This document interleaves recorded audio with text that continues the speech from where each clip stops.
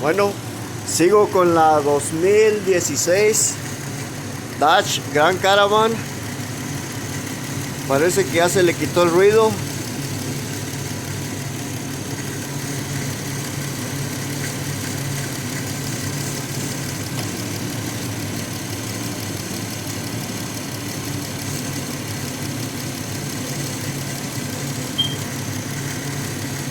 Le cambié el alternador.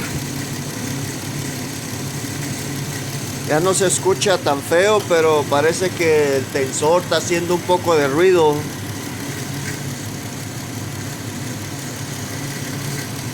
Y una polea.